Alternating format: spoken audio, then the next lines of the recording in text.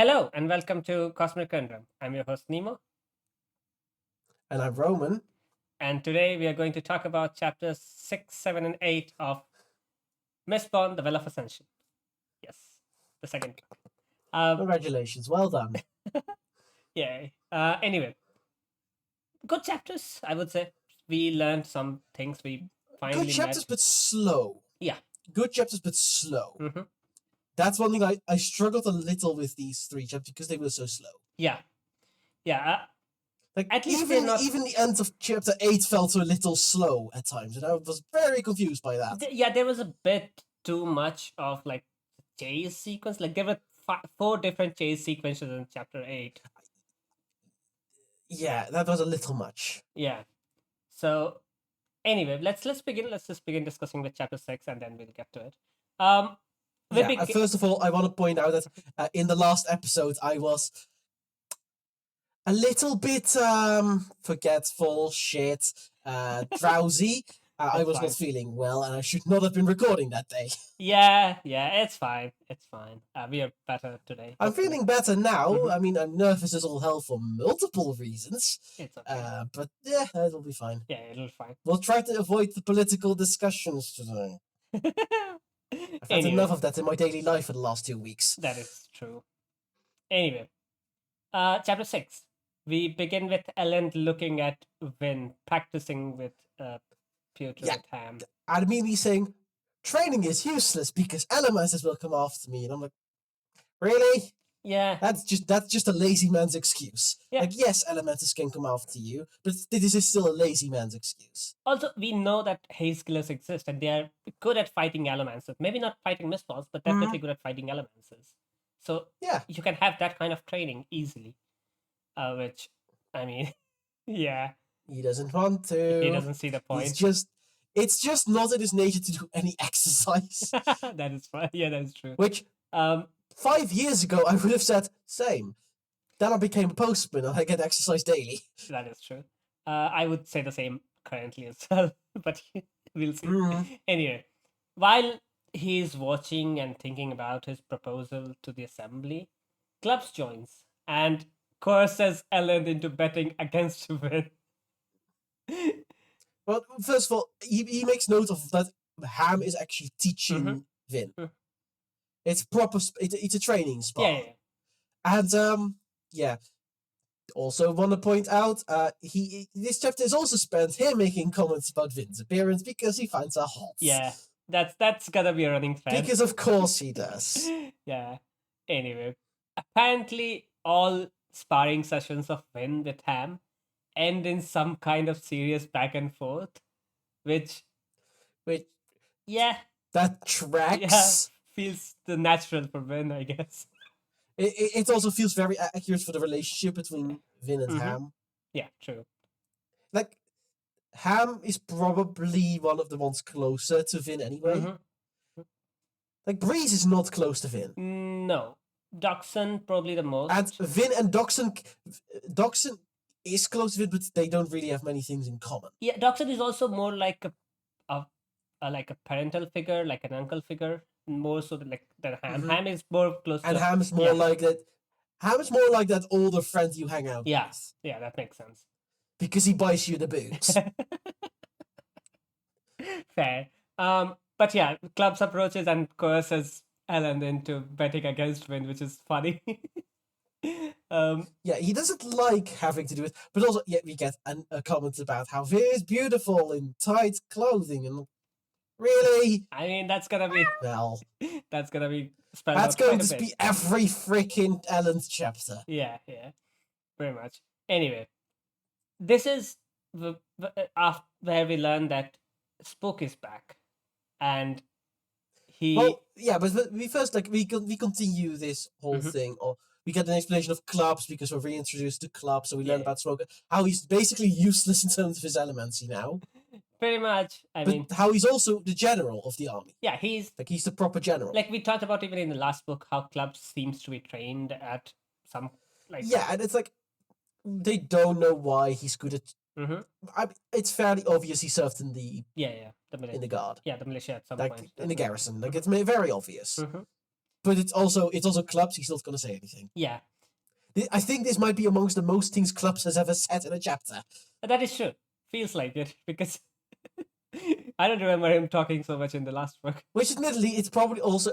I can imagine that for clubs that have first gone into, he might have actually enjoyed being an officer, Mhm.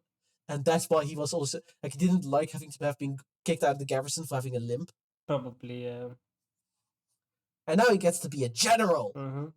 I mean, we talked about last time how. No, not last time. In that most recent episode I posted, we talked about how everyone is a general, which was quite funny to listen to again. But yes. Mm. Um, Was that the chapter? Was that where we met? We were in the in the rebel army, and we were talking about Ham, that kind of stuff. That And we never mentioned clubs because we didn't think of clubs. No. Because I didn't know he would be a soldier. No. Yeah, this is when they make the bet on Finn, and it's dangerous for me to make a bet against Finn. Yeah. Which, I mean, yeah, fair enough. Mhm. You probably shouldn't have. You should just said, no, I'm not betting against Finn. I mean, we do see later on how Vin gets slightly miffed about this fact. But yes. But also, yeah, and then we learn Spook's back in the city, Mhm. despite none of them knowing Spook's back in the city. Yeah, and he announces his return by leaving a wood carving at Clubs' door, apparently saying. And this is where we get, yeah. And this is where it's very clear. Spook has gone through some developments. Yeah. AKA, he's not under his uncle's thumb 100% of the time anymore. Yeah, he's gained a bit more of independence, a bit more freedom, which has given independence, confidence as well, because he was he's very nervous originally. Yeah, and this is where which was probably also just not helped by his accent.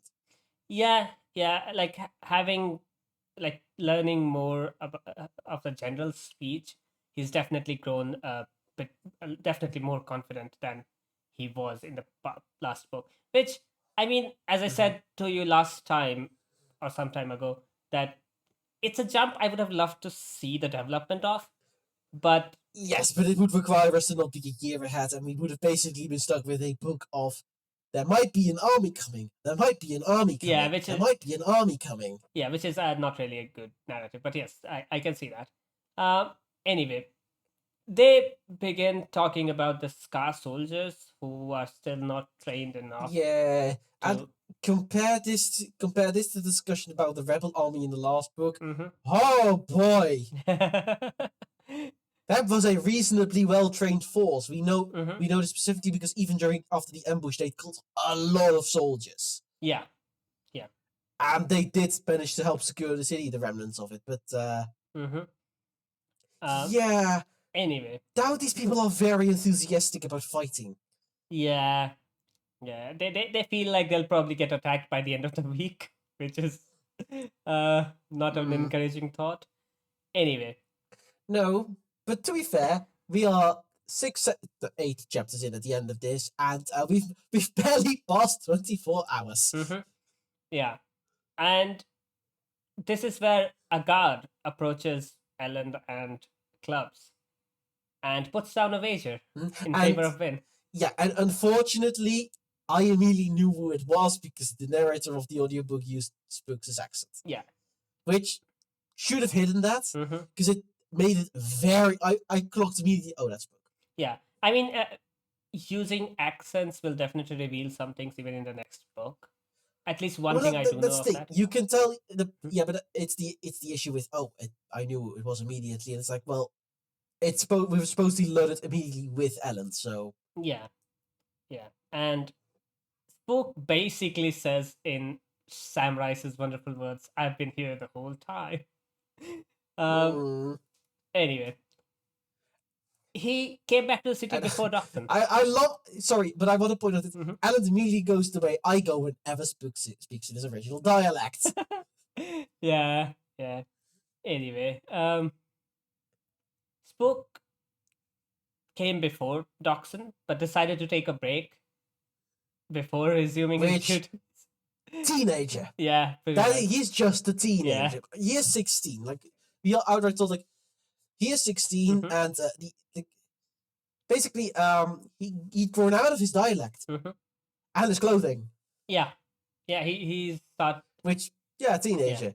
If he is over 6 feet tall, well over 6 feet tall at 16, Jesus. Yeah, I've known a few people like that. I live in the Netherlands. What do you think? Yeah, fair.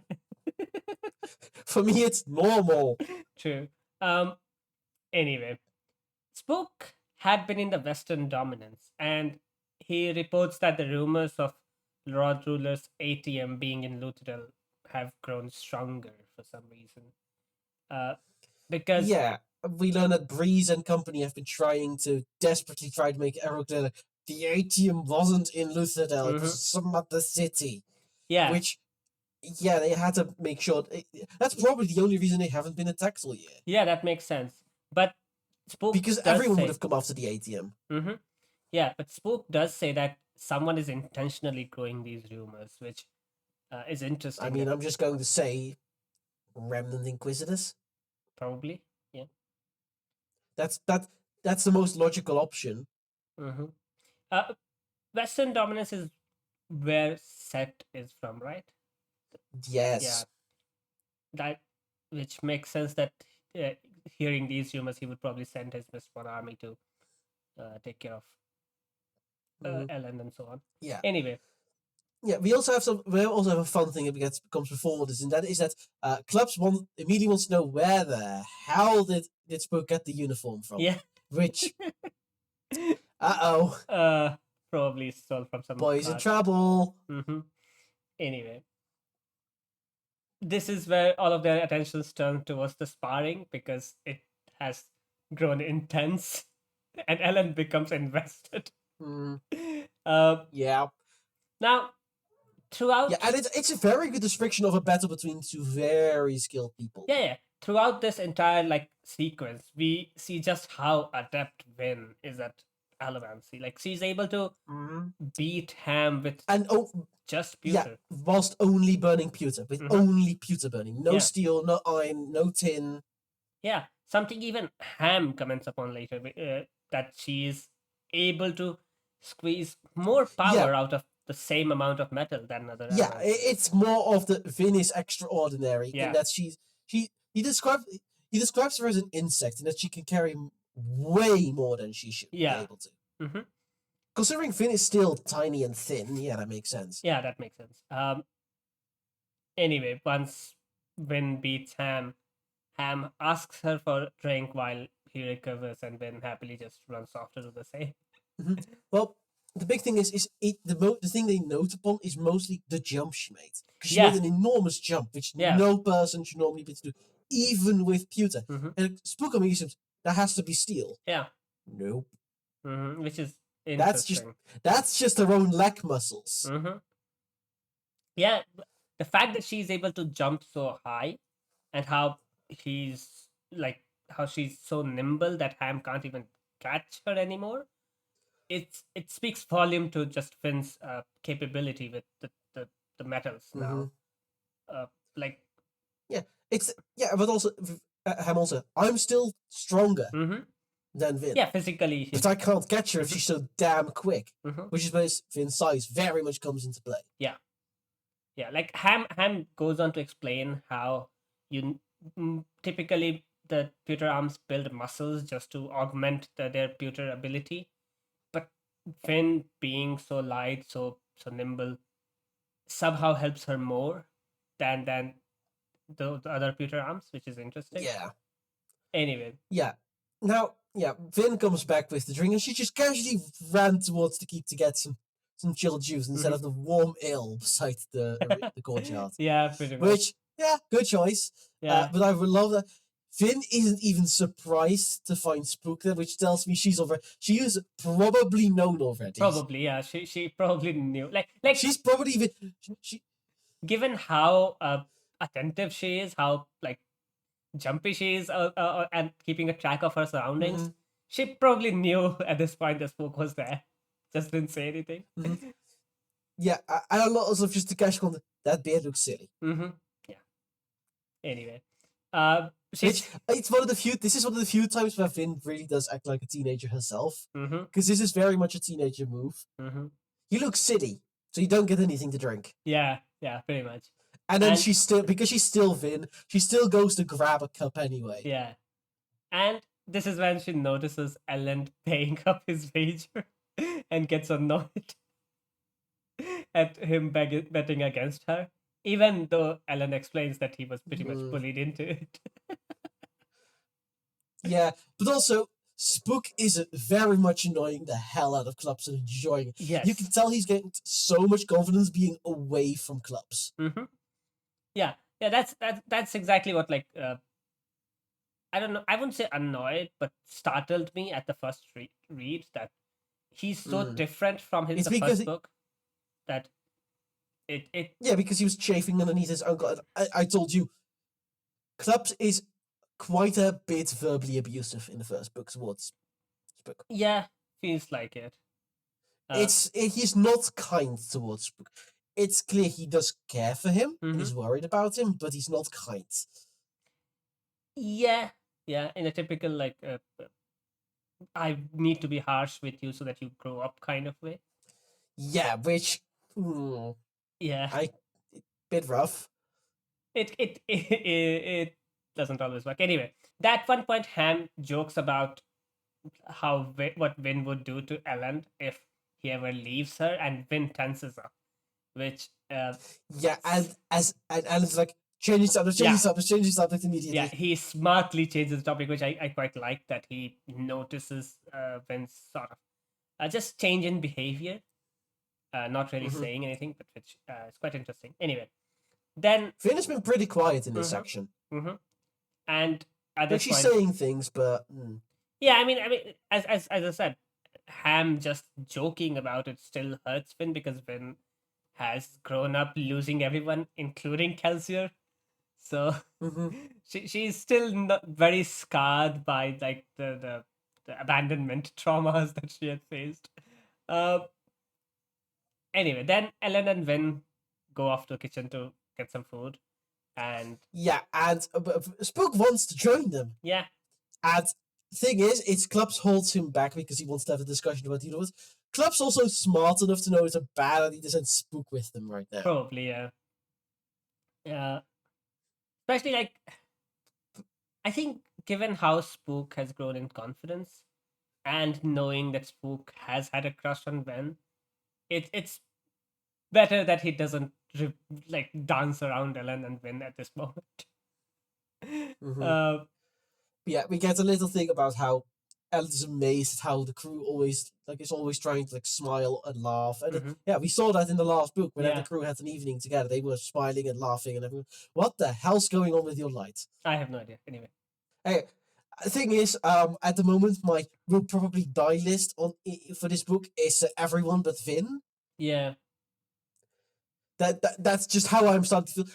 Vin is the protagonist of these three books. I'm pretty sure of that. It has a lot to do with the fact that for the last book, there's literally Vin on the cover. So, I mean, it's also called the Hero of Ages, so who knows? But also it's Vin on the cover. Yeah. It's very clearly Vin on the cover. Yeah. So okay, she's making it out of this book probably.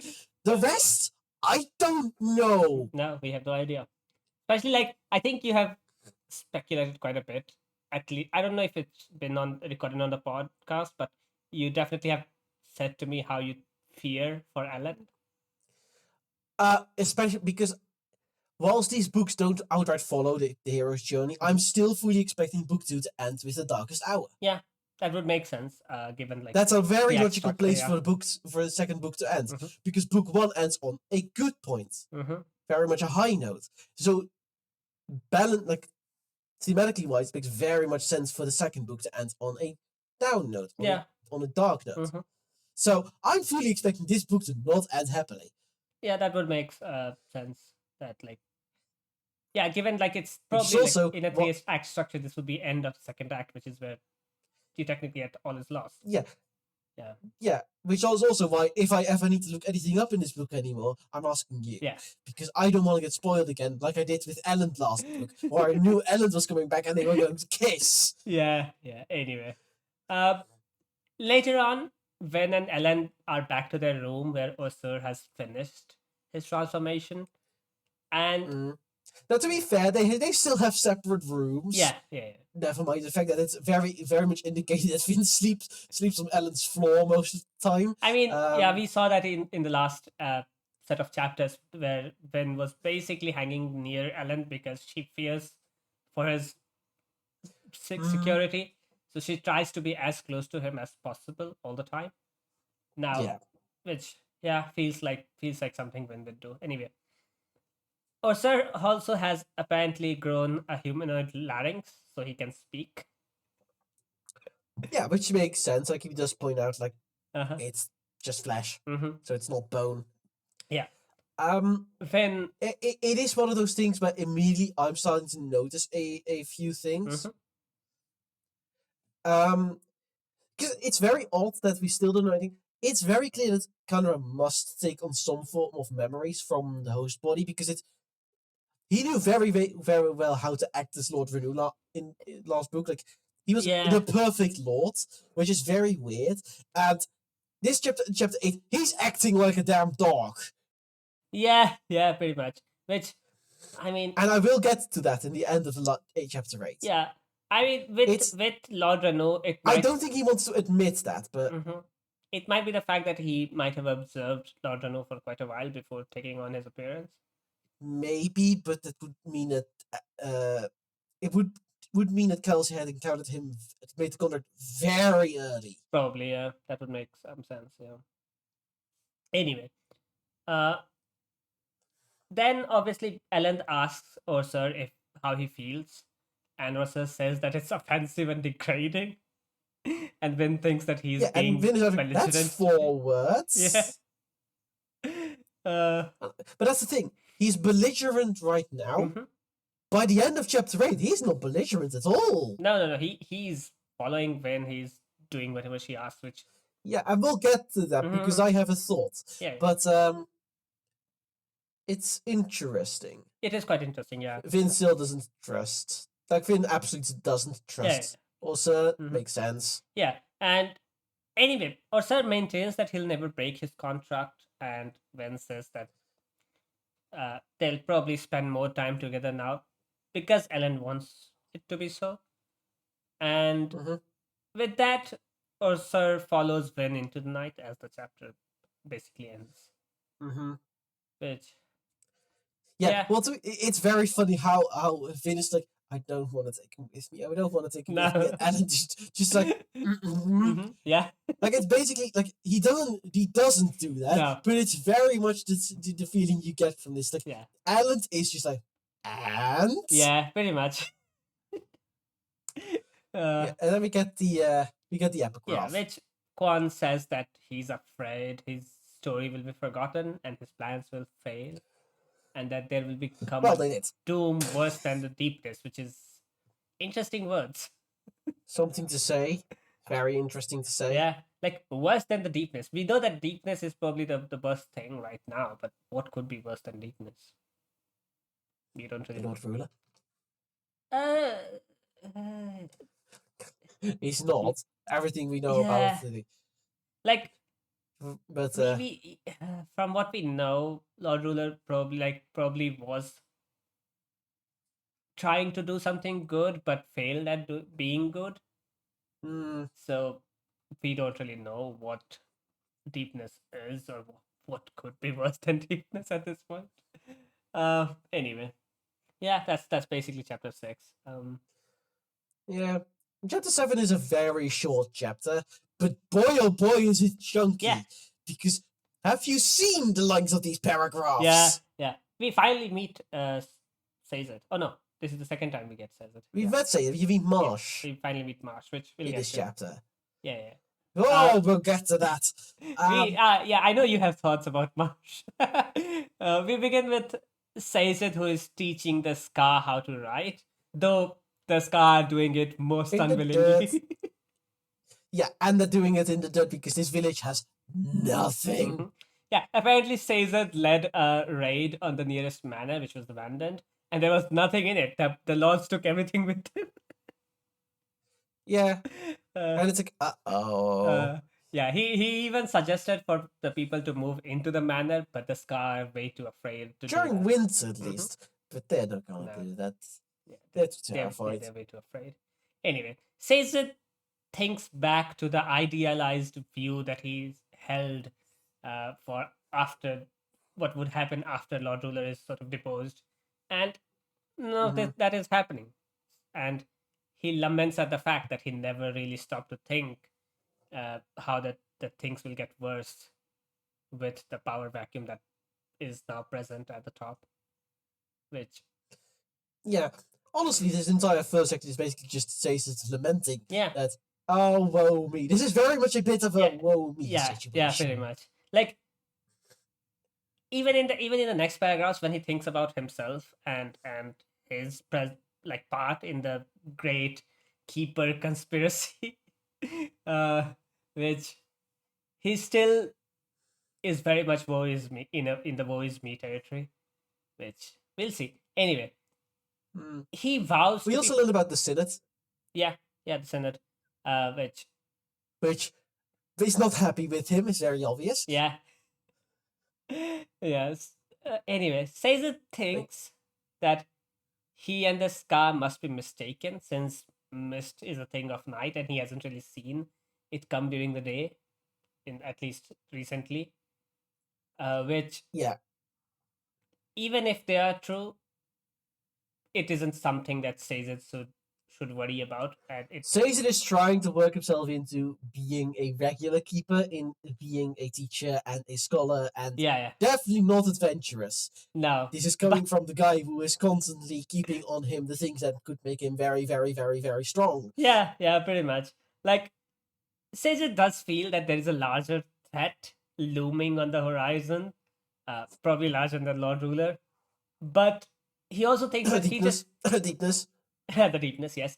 But also he thinks that maybe it's just that he wants it to be the case, so that he can go back to his rebellion days when he had something to do that is not just teaching and dissemination of knowledge. Which is which I'm just going to go with. You could have just ignored the Synod and gone back to Finn. Yeah, pretty much.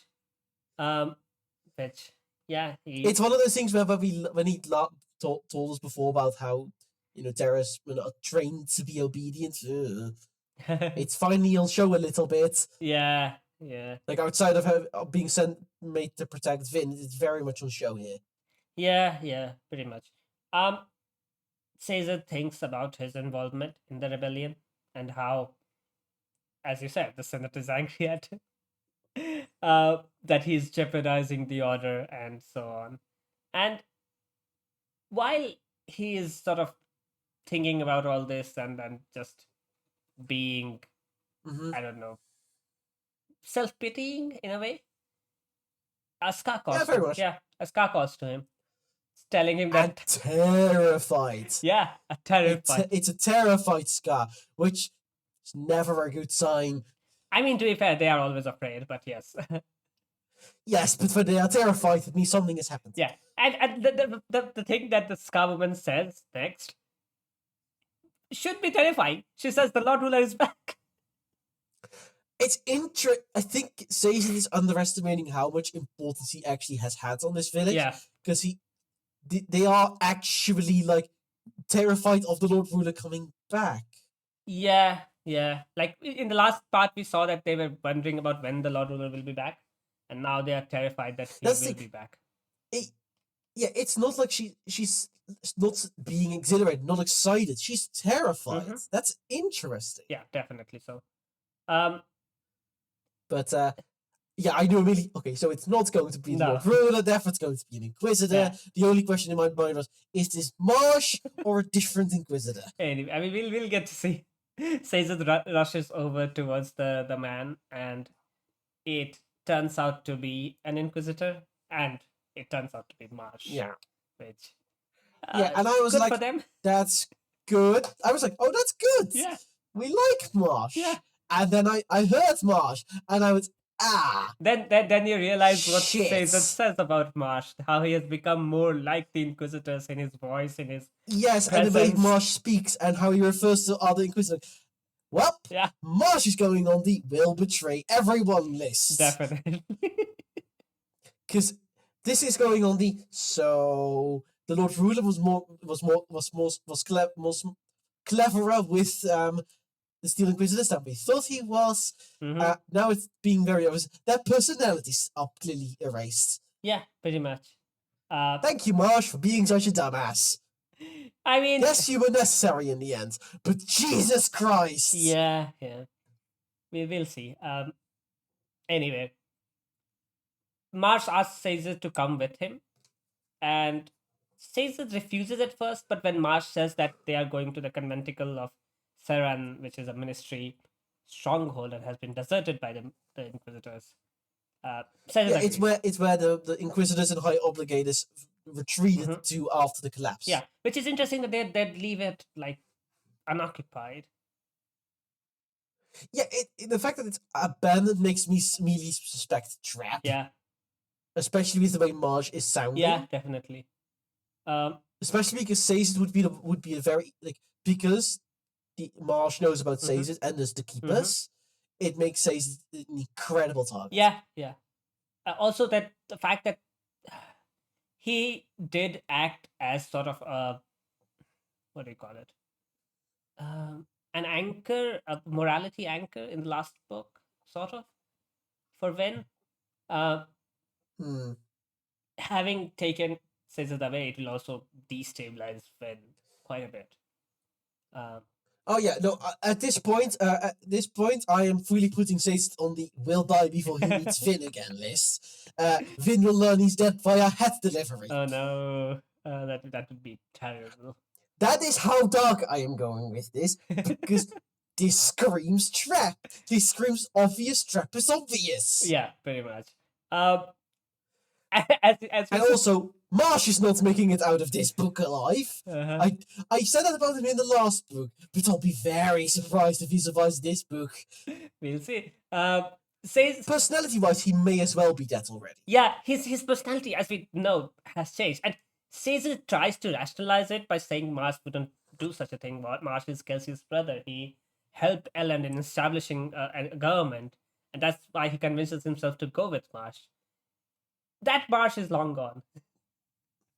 Yeah, I want to quickly go. Oh, I don't want to. Towards the first book and the just towards the end.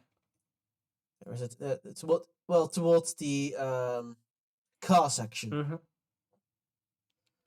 And I don't really like now that I'm looking back at Car's small section. There is no hint of a personality, actually, when you think about it. There is. He's interested in power. He's interested in power for the Inquisitors, but that's the only thing he cares about. Yeah. And we learn from the Lord Ruler some things about Car. Yeah, that is true. So this is very interesting. It does seem like their personalities are slowly erased. Yeah, it's more of the Cyberman situation. It's not instantaneous. We know that. Yeah. I mean, it's definitely there. Yeah. But yeah, that makes sense. Caesar convinces himself to go, and they go off into the night with Marsh sort of further easing his hesitation by saying that the mist is coming out during the day, which is what Caesar suspected as well. There are still parts that are clearly Marsh, but this screams trap. Yeah, that makes sense. Especially like mentioning the exact things that Caesar wants to hear at the end. Which, I mean, that makes sense. The Inquisitors would be the first to notice, probably. Yeah, probably, yeah. But anyway, they leave that night with. We don't, and we'll see them again sometime. Yeah, the last thing that Caesar says is Mars is standing in the mist and perturbed, while Caesar is going towards the town, which is. Yeah, and it's like, yeah, it's a frightening image. That's not a sight if I've ever seen one. Yeah. Especially the black cloak and everything. Black cloak, bald head with like steel spikes through the eyes. It's very frightening. Anyway, in the epigraph, Quan says that he feels it all bad. comes back to poor Alandi. Yeah, he feels bad. Yeah, for it's whatever very much a Elendi is thing going of through. this is why he stood. This is why he stood against Elendi. Mhm. Elendi was a good person. Yeah, but he's forced to become something else because of be forced to endure, and that's partly his fault. Yeah. We know that Elendi grew more and more ruthless, and that is something that Quan feels like he had a part to play in, even in the next chapter's epigraph that we see that. But yeah, makes sense why you would go against Elendi. Anyway, that's where chapter ends. And then we get to chase the chapter. Yeah, there are like 4 different chases. Too many chases. There were too many chases. There were too many chases. Anyway, we start with a chase, but when jumping through the night, feeling the cleanliness of the air and the mist upon her face as she wonders. We get another thing of Finn loves the night. Yeah, we get that at this point. She also loves being a Mistborn, which is again spelled out. Yeah, it's one of the things that we don't need that spelled out anymore. I do get it. Yeah. Again, we're still in the first part. The first part of these books are probably just going to be reminders. Yeah, fair. But yeah, if it's repeated again, then I'll definitely be slightly miffed, as it was in the last book about repetition. Anyway, eventually she lands on the walls of the Keep Venture and does her usual sort of checking of her surroundings for anything unusual. And at first she doesn't really notice anything, but then notices a movement and realizes a wolfhound. Yeah, realizes it's a wolfhound. It's Orsir, who has been surprisingly close to Vin this entire time. Yeah, because he's now in a dog's body, which means he's got a dog's speed. Dog speed and dog senses. So he is almost as good at sensing like his surrounding as Vin with Tin. Yeah, there is something quite funny about the thought of a human voice coming out of a dog. But, yeah. Anyway, Vin commends him for being faster in a wolfhound's body, which also sort of accepts. However, I will point out immediately. We start immediately getting into this. Something is up with Orsir already. If you lose me, I will return to this point so you can retrieve me. Huh. I found that wording a bit odd. Interesting. Retrieving is a very odd word to use here for me, in my opinion. And it comes into what I think at the end of this chapter. Okay, we'll get there. But yeah. And it's something I don't think Orsir wants to admit. Yeah, we'll talk about it. I don't know what you mean by that, but we'll get to that. Vin immediately begins to test him again by jumping through the streets of the city as Orsir is sort of able to keep pace with her. Even jumping over a fence, which Vin finds very surprising. A tall fence, too. Yeah. A normal wolfhound would not be able to do that. Which, yeah, tells you how adept conjurers are at imitating something and increasing their abilities as well. Anyway, Vin jumps over the rooftops, trying her hardest to lose Orsir, and she thinks that she has lost him for a second, but Orsir comes over the rooftops as well and then sits beside her, which surprises Vin again. And Orsir says that it was very easy to track her in a dog's body, which annoys. Yeah, and we get to point 2. He immediately sits down like a dog. Yeah, that's he does that like almost every time they stop, which is interesting. And this is where I'll say that he's starting to act a bit like a dog. And by the end of this chapter, it even feels like he's getting more of the loyalty of a dog. Yeah. It feels like it's something that kind of people don't want to admit. It's that they get more instincts based on their form, and because they're not used to dog instincts compared to human instincts, they're overpowering him a little. Because he does really act like a loyal dog at the end of this chapter. Yeah, that's true. Yeah, that's interesting. Still very much he's still a fully sentient being. Yeah, but the body that he's embodying is more dog-like than not. Yeah, the body that he has overtaken is also imparting some of its own qualities onto him. Which would help explain a bit why he could so easily copy the mannerisms of Renew. Yeah, that would make sense. Mm-hmm.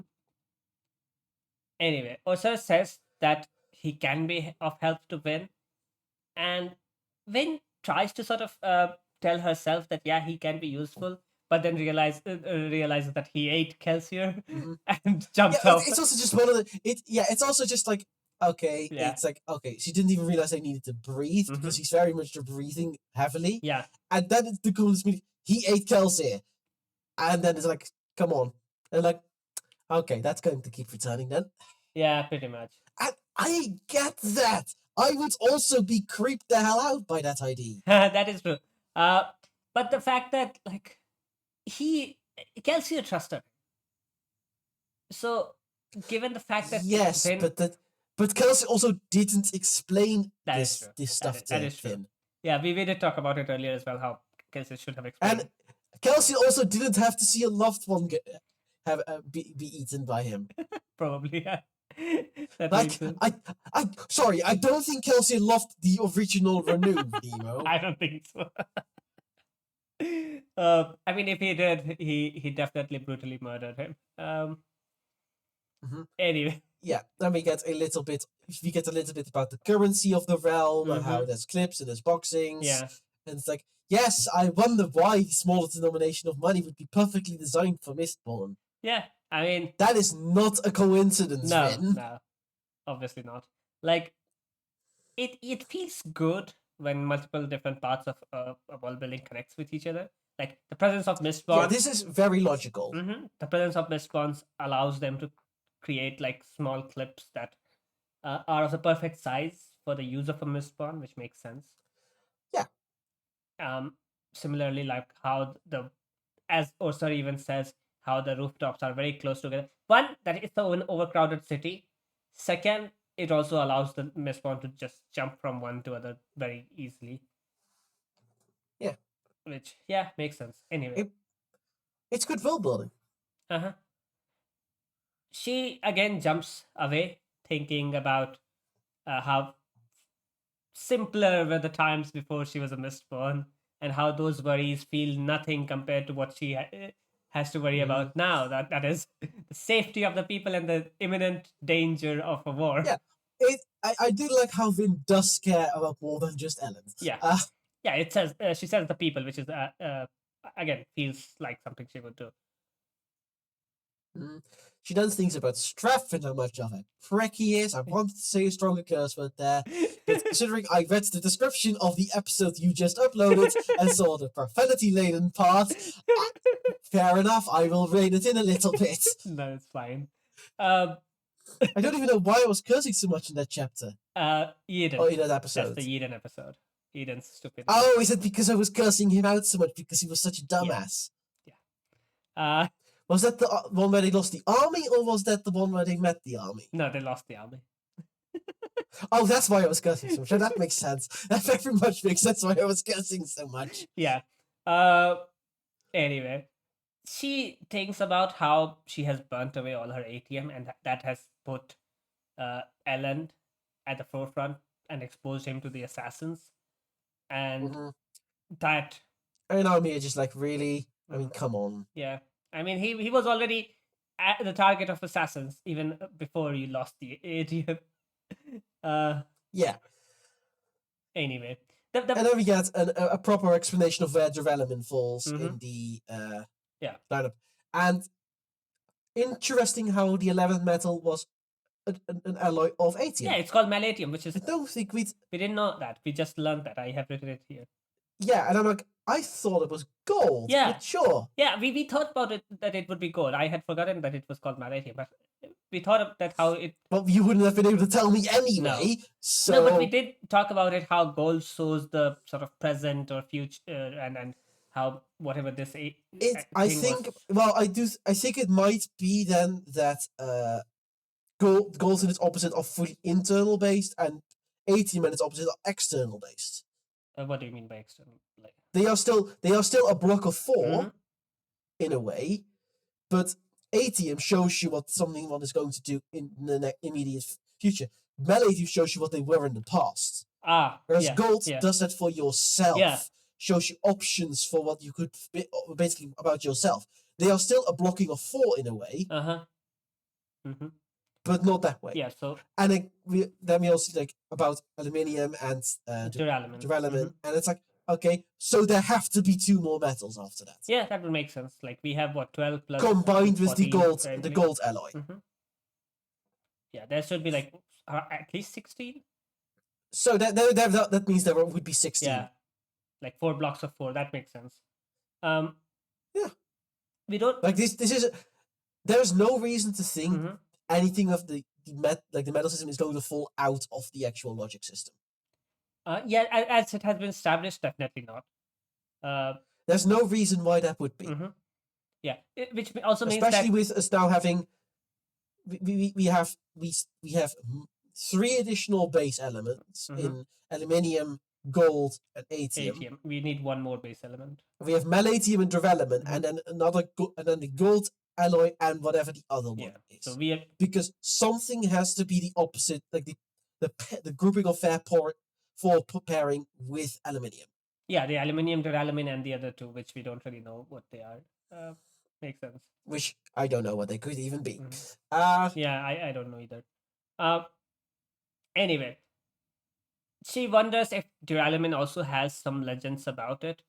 That just like how atium had some legends about it, and how Kelsier came about those legends, because they don't know. Even Sejin wasn't able to find out how Kelsier came about those legends, which is interesting. Yeah, and I love the fact that Sejin had was not sure where the orms had come from. Vin was not surprised that Sejin had gone south. Yeah. The region where Kelsier had found the rumors. Yeah, which is interesting. And we still don't know where in God's name Kelsier found malatium. Yeah, we have no idea, which is, again, he said he found it on the outskirts. We don't know where he found it. Also, south. But it's in the opposite direction. South, and the opposite direction of the terrace lands. Yeah, south also means like in the last book we learned about how the Southern Isles, which is like the current place where you have like volcanoes and stuff. We don't know what's south from here, which is I don't think we ever learned about the Southern dominance at all. We don't learn much about the other dominances in your first book. Yeah, that's fair. Anyway, while she's wondering about all this, she spots a movement and realizes that it's the Watcher. So what she does, she immediately attacks. Well, she also drops her belt with the additional metals on it. Yeah, so that they don't get picked out, but yes. And to be fair, it's like, well, that makes sense.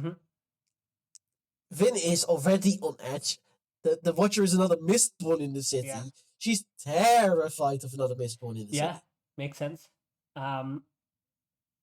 She attacks, and the Watcher seems to dodge them very effortlessly as Vin begins chasing him.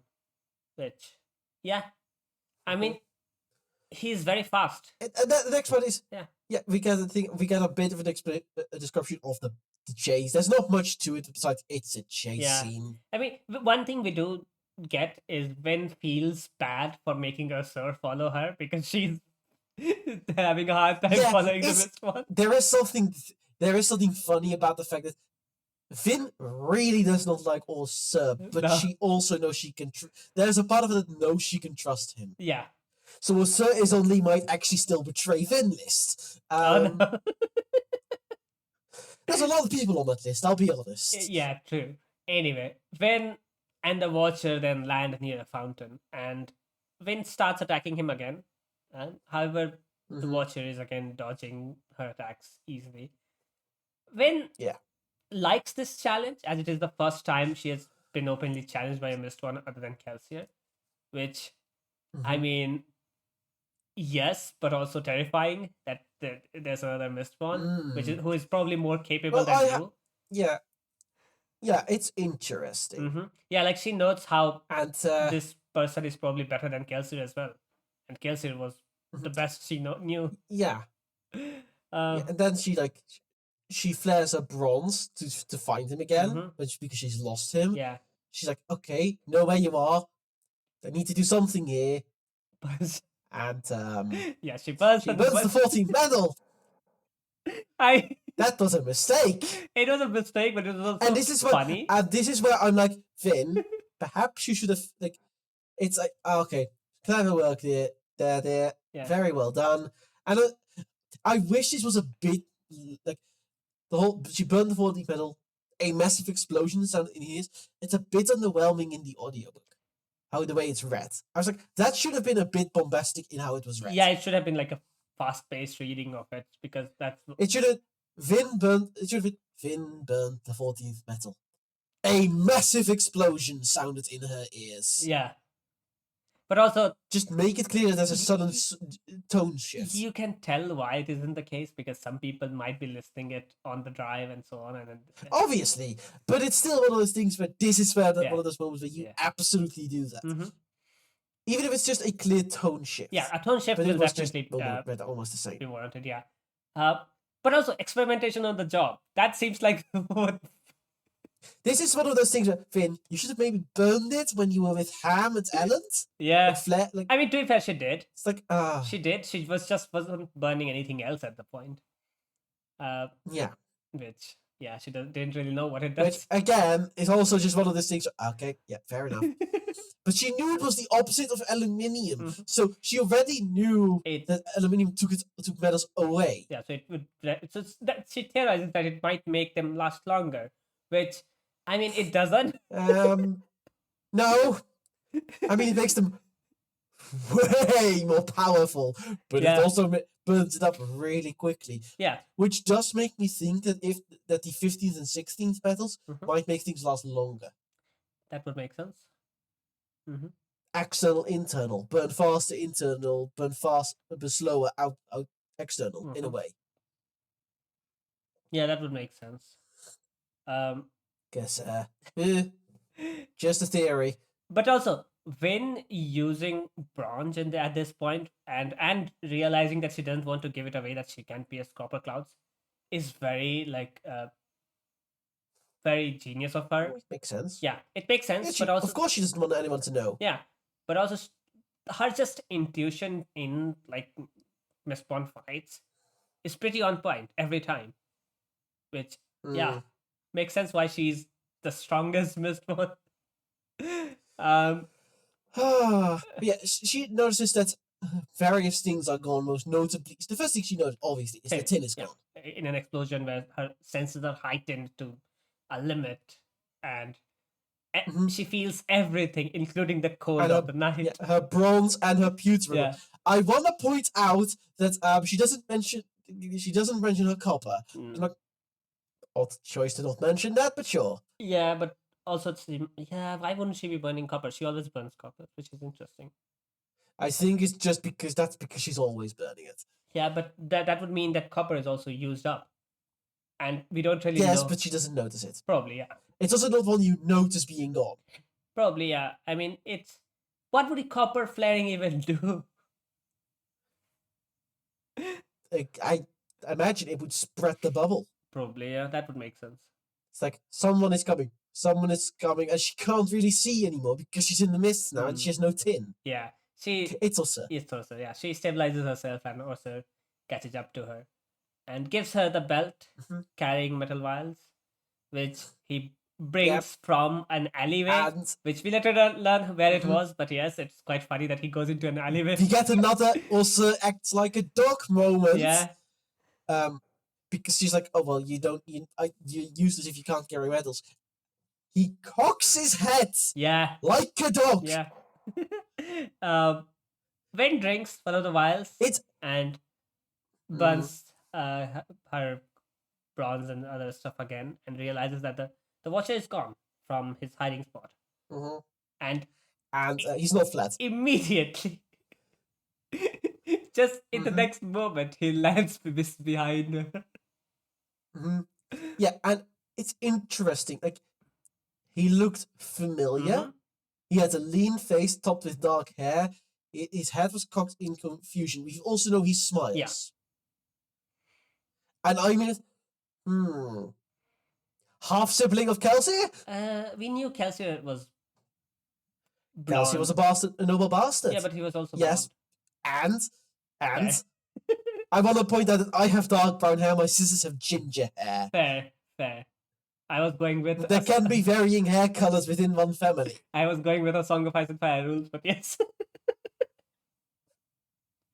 But yeah, like he feels familiar, which is interesting. My thoughts are either a relative of Kelsey or a relative of Ellen.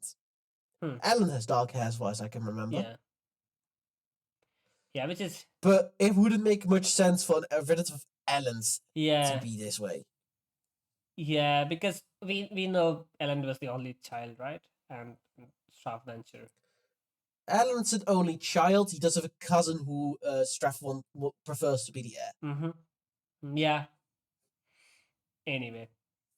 But Vin tries to bluff, saying she fell down to lure him, which fair. Which clever. Yeah. Clever. Yeah. She then asks, and it's also just like, well, the thing is, the other Mistborn does not respect, indicating he does believe that. Yeah. She then asks, then he says, "I'm insane," and I don't think he. And as Vincent, he's not insane. No. There is something at play here. Yeah, he says, "I'm an enemy," and then Vin asks, "Why you helped me?" And he says, "I'm insane," which is an interesting like. But Vincent, he's not insane. She knows insane. Yeah, she did see her mother, which makes sense. Well, she says in the eyes of beggars. Ah, that as well. But it's like odd. Yeah, it doesn't really provide Vin with much comfort, but Vin does feel some kind of like kinship with this person, given he's the only other Mistborn she has met since Kelsier, which well, she met another Mistborn. She killed him. Fair. But yeah, the fact that he is here, Vin wonders if she can like recruit him into going against the armies that are coming to attack Luthadel, which I don't know if this person is interested, because we didn't really know he was in Luthadel before this, so he might be from outside Luthadel, which it's fair. We don't really know. No. And that's the thing. He's a mystery. Yeah. I don't like that. Anyway, Vin doesn't want to trust this man, but she has very conflicting feelings inside her. The Watcher asks if Vin really killed him, being the Lord Ruler, and which is a fair question to ask. Yeah, and Vin says yes. I mean, him is capitalized. Yeah. Him is capitalized. Yeah. Which, I like when books do that, when they have like, especially like, if you read Lord of the Rings, anytime they refer to Sauron as him, it's always capitalized, which is I love it. That makes sense because there's because it's a definitive him. Yeah, it's a definitive him, and it's to be honest, there is a part of me that prefers a language with capitalizes nouns. Yeah. Also, in case of like that because it makes it very easy to spell what a noun is in a sentence. Yeah, but also in regards to Sauron and here Lord Ruler, both are in some way deified figures. So if you read, they are deities in the eyes of the people. Yeah, so capitalizing that as well is something that you often see in like, especially in like Bible and stuff, where him is often capitalized, which makes sense. But yeah, the Watcher then asks her why she plays their games, indicating at Ellen and the others, like probably he means politics, which I mean, yeah. I think he does mean politics. Like, games is a very useful, basically, the Game of Thrones. Yeah, it's also the fact that I think you also can call it the political games. But political games. So he's referring to the politics of the realm. Yeah. Also, I think being a Mistborn gives you some form of superiority complex, which is probably why. But this is also an indication. This is also an indication that the Watcher is fully independent. Yeah. He does not care for the politics of the realm. No. All he's interested in is another Mistborn. Yeah, which is again more terrifying than it's comforting. Yeah. Mm-hmm. Anyway, then Vin says that it is not a game for her and that she wants to protect those she loves, which disappoints the watcher as he jumps away. Fair enough. Yeah. Anyway. And Vin lets him go. Yeah, Vin lets him go, which also is kind of like, I don't know, frustrated. Is the word it uses is I don't know, disappointed. I don't know. I don't remember what word this uses, but he feels disgusted. I think that's the word. By it, which interesting that Osir feels like he wouldn't take any lives, but seeing Vin let go someone, he confuses disapproves of him. Yeah, it's confusing him. Yeah. Anyway, Vin wants Osir to carry her vials with a harness, and Osir says it won't be necessary as he opens up shoulder. Yeah. That's the body horror I don't like. That's the body horror I don't like. Yeah. Vin also doesn't like what it. I will point out, again, this is one of those things where he's acting way more loyal to Vin than he was before. Yeah, which is interesting. The dog body is screams, that's a dog's loyalty to its owner. Yeah. Which the contract would in effect be. Mm-hmm. So it's very interesting. Yeah. He's still an annoying bastard in my opinion, don't you? Yeah, fair enough. Which is, yeah, him being more loyal to her, especially in one night. Like just earlier in the evening, he completed his transformation, and then in the night he's acting way more loyal. Yeah, we'll have to see if more happens with Osir. But yeah. Anyway. But then they go back to the palace because they need to check on Alan. Yeah. And this marks I think we've now passed the 28-hour mark since this book has started. Yeah. Something like that. Because it's still very not much time has passed. I mean, admittedly, we don't know if Marsh and Sazed are on the same timeline. Yeah. I mean, that's a big thing. We don't know for certain. Mm-hmm. Yeah. The thing started last night with Osir's body being destroyed. Last night, relatively early in the night. Mm-hmm. With Osir's body being destroyed, and this morning she got the dog, and now we are at the night again. So yeah, a day at max. But which is anyway. That's how the chapter. And then we get the epigraph. Mm-hmm. Yeah, we get the epigraph. I was genuinely surprised to learn it's been a decade. Yeah. Kon describes his meeting with Alendi when he was just a boy and had not become jaded through the years of leading armies. And now all of a sudden it makes a lot of sense why he became so jaded. Yeah. If he spent a decade leading armies. Yeah. It also makes a lot more. It also puts into skill that the notebook from the previous book was told over a longer time than I thought. Yeah. We start in sort of with terrorist people. I thought it was almost a year. That's clearly a years long diary. Mm-hmm.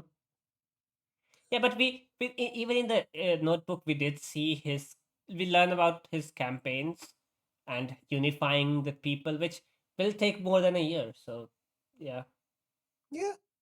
Makes sense. But even still, I was just like those were such fake things at the time. Yeah.